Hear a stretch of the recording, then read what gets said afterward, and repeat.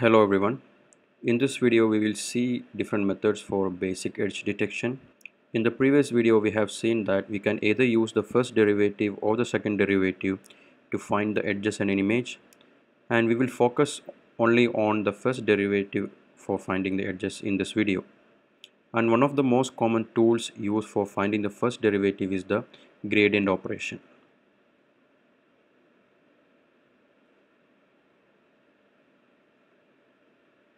Okay, and we will designate it as del, and if you are applying it on image f, then we will call it as del of f or del f. Okay, so we are applying this on an image f of xy.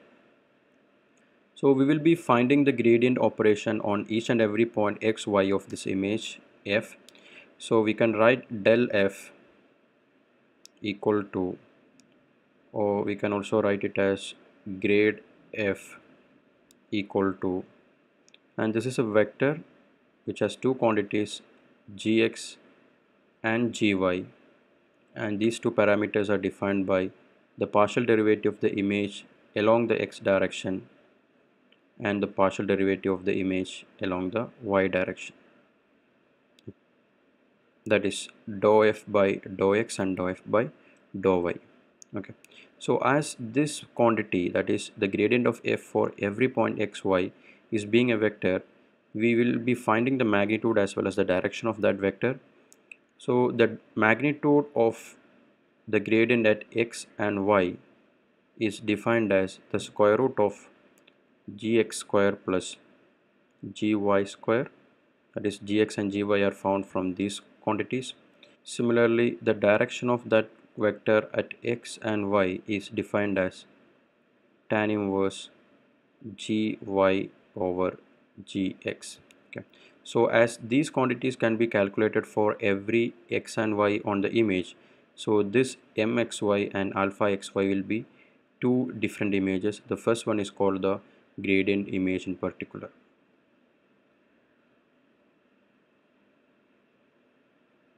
Okay, so this is the magnitude image and this is the direction image. Okay, now let's see how these quantities are calculated using a simple example.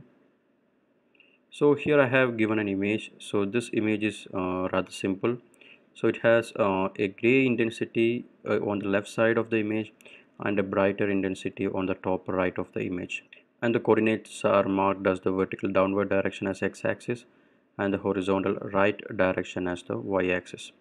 Now, as I said earlier, we will be calculating the magnitude as well as the direction of the gradient operator on each and every point of this image. Okay, so one thing to notice is, suppose that you are calculating the gradient at this point, then this is the x-axis and this is the y-axis as indicated here. Now the alpha, that is the direction of the vector, has to be measured from the x-axis or the positive x-axis, so this is alpha. Okay, in this example, at this particular point, the value of gx and gy, that is the gradient of f at that point, is calculated as -2 and 2,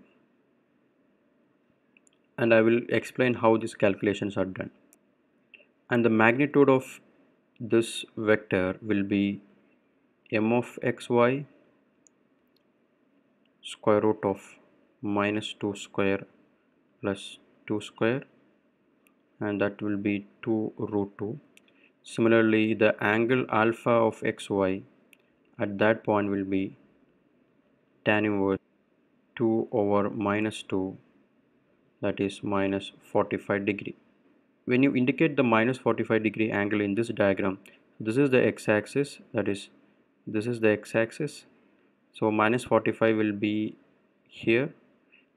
The same angle can be treated as 135 degree in the other direction. Okay, so this is the direction of that vector. So from this point you have a magnitude of 2 root 2, so this magnitude will be 2 root 2, and this angle is 135 degree or minus 45 degree. Okay, now the direction of the edge is given by that positive value of alpha minus 90 degree. Okay, so we have the alpha as 135 degree, so 135 minus 90 will be 45 degree. So this is the direction of the edge, that is at 45 degree, and this is the direction of the gradient vector. Okay, so once you have the direction of the gradient vector, you can find the orthogonal direction to that vector. That will be the direction of edge at each and every point in the image. Alright, now the question is how to calculate the values of gx and gy. Okay, so we'll discuss that in the term of gradient operator.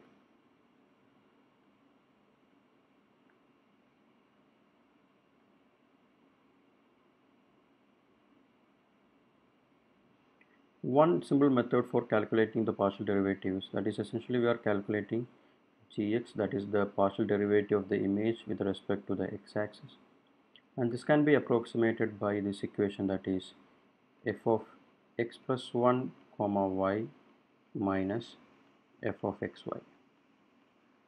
Similarly, we can find the value of gy, that is the partial derivative of the image with respect to y-axis, that is f of x comma y plus 1 minus f of xy. When you subtract the value of the current pixel f of xy from the next pixel along the x-axis, we will get the value of gx, or the partial derivative with respect to x-axis. Similarly, when we subtract the value of f of xy from the next pixel along the y direction, we will get the value of gy, that is a partial derivative of the image with respect to y-axis. Okay, so these are two simple approximation by which we can calculate gx and gy. When we convert these two equations into the form of a filter mask, gx can be found by using the filter mask of this shape, that is we have -1 here and 1 here, and we can calculate gy using the filter mask of this shape, that is -1 here and 1 here. We have to place these one-dimensional filter mask on every pixel of the image. Then we found the difference between the next pixel as well as the current pixel in the x and y direction. That will give us the value of gx and gy. If we are interested to calculate the diagonal edges also, then we have to come up with a 2D mask of this form. That is, if you want to calculate the diagonal edges along the x direction, the mask will have the following shape: -1 here and 1 here, 0 0. And if you want to get the edges along the y direction, then you have to treat the mask as this one.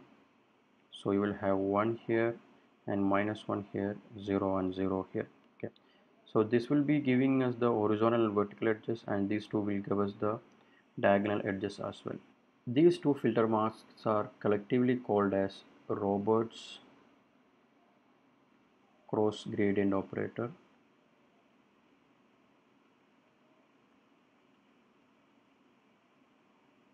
or also known as Robert's filter,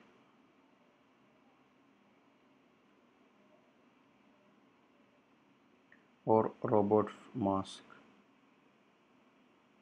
These filter masks, that is Robert's filter, are not a symmetric filter because it is of size 2 by 2. The smallest symmetric filter mask that we can come up with will be a size of 3 by 3. Imagine that I have a filter of size 3 by 3.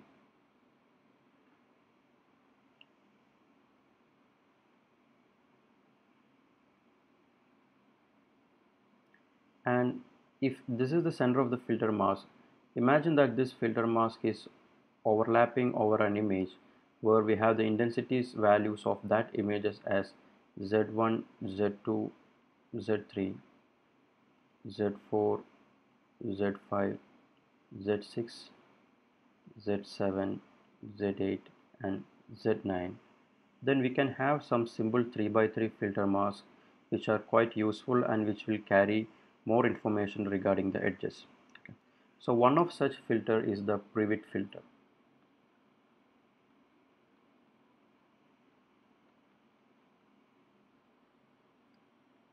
Okay, using Privet filter, the value of gx is found like this, that is gx equal to dou f by dou x, that is found by using z7 plus z8 plus z9 minus z1 plus z2 plus z3.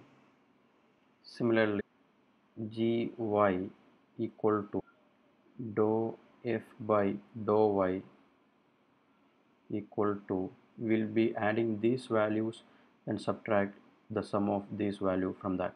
That will be equal to z3 plus z6 plus z9 minus z1 plus z4 plus z7.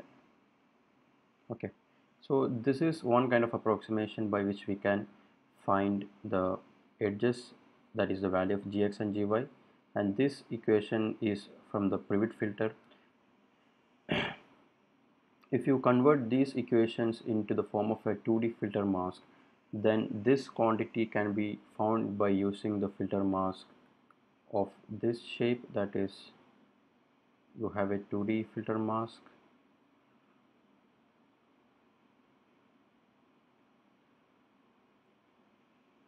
and the values are -1, -1, -1, 0, 0, 0, 1, 1 and 1.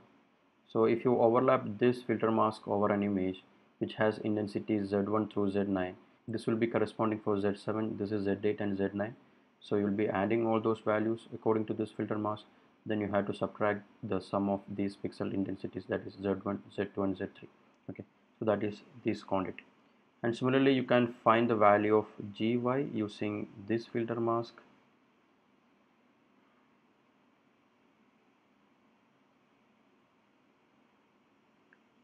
So the values will be -1, -1, -1, 0, 0, 0 and 1, 1, 1.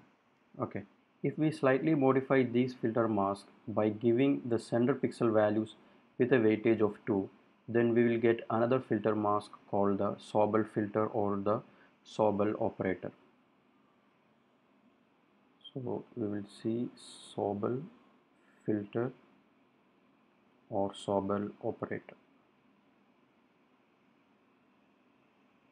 Okay, so according to Sobel operator or the Sobel filter, Gx will be equal to Z7 plus 2Z8 plus Z9 minus Z1 plus 2Z2 plus Z3, and similarly Gy will be equal to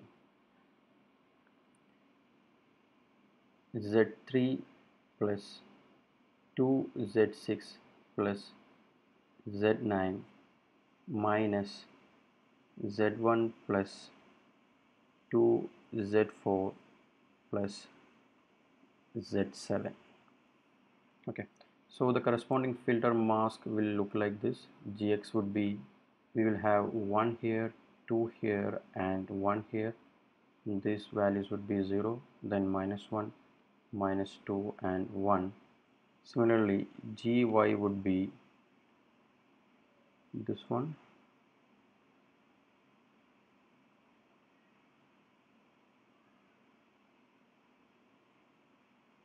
that is, we will have 1 here, 2 here, 1 here, 0, 0, 0 in the middle column, then -1, -2 and -1 here. So this is the filter mask for Sobel operator. If you are interested to find the diagonal edges, then the corresponding filter mask will be something like this for Privet and Sobel. That is, we are finding the summation on either side of a diagonal edge and subtracting those values from the other side. Okay, so this one corresponds to the Privet filter and this one corresponds to the Sobel filter. And as one additional point, I have said that in order to find the magnitude of the edge at xy, we will be using this equation, that is square root of gx square plus gy square. But this equation is computationally expensive. One fair approximation that people tend to use is the magnitude can be approximated by taking the modulus of gx and add it with the modulus of gy. This equation can also be used to find the magnitude of the edge. Now we will see some edge detection examples using Matlab. Now we will see a Matlab example by which we can do the edge detection using the filters that we have discussed. So I'm opening an image. I'm using the ImShow function to show that image. So if I run this section of code, you can see that this is the original image. This is an image of a building or a house.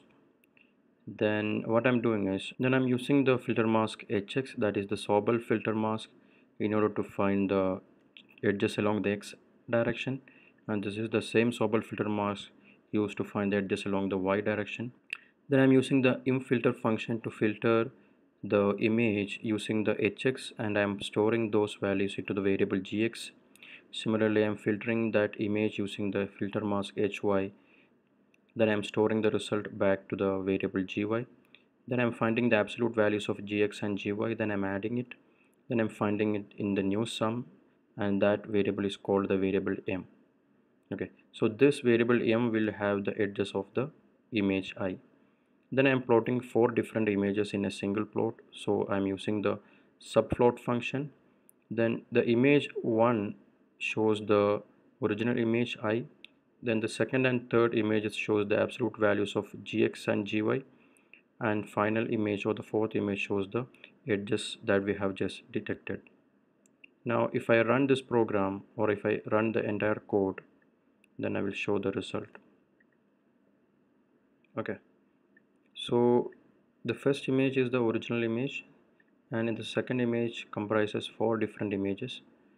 So the first one is the original image, and the second one shows the edges along the x direction, and the third one shows the edges along the y direction, and the fourth one shows the magnitude found as modulus of gx plus modulus of gy, and which essentially shows the all edges of the input image. Okay, so this is how the edge detection works using the method that we have discussed. I hope the methods are clear. Thank you.